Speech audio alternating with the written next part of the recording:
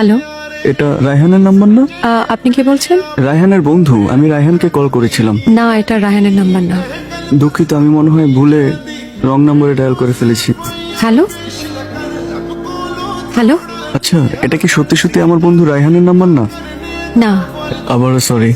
কোনো সমস্যা নেই, বলুন না। কি বলবো? যা খুশি বলুন। আপনার কণ্ঠ বেশ সুন্দর, শুনতে ভালোই লাগছে।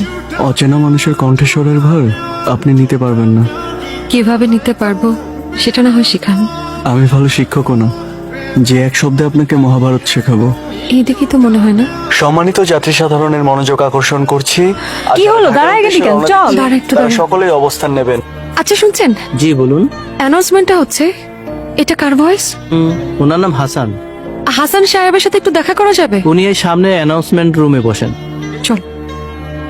আপনি হাসান সাহেব? উনি তো লাংসে কোয়ার্টারে গেছে, সামনে স্টাফ কোয়ার্টার।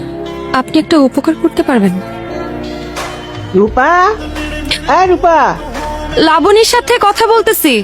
যা পড়তে বস। হ্যালো, আমি রূপা। আপনি আমাকে চিনবেন না বোধহয়।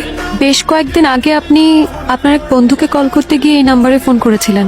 ও হ্যাঁ, জি বলুন। আসলে বিষয়টা খুব অদ্ভুত, বোধহয় আপনার বিশ্বাসও হবে না। সেদিন আমার কাজিনকে ট্রেনে উঠিয়ে দিতে গিয়ে আমি একটা কণ্ঠস্বর শুনতে পাই।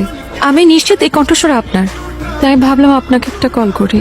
অদ্ভুত, আপনি আমার বাসার নাম্বার কোত্থেকে পেলেন? এটা তো পাওয়ার কথা না। শুনেছি মন থেকে চাইলে বিধাতাকেও পাওয়া যায়, সেখানে আপনার বাসার নাম্বার তো খুব সহজ বিষয়। আচ্ছা, এখন বলুন কি চান? যদি বলি আপনার কণ্ঠস্বর শুনে আপনাকে দেখার খুব ইচ্ছে হচ্ছে, তাহলে কি খুব অন্যায় হবে? মানুষ দূর থেকে সুন্দর। বানাতে চাচ্ছি। রাত অনেক হয়েছে, ভালো থাকুন। Hello hello.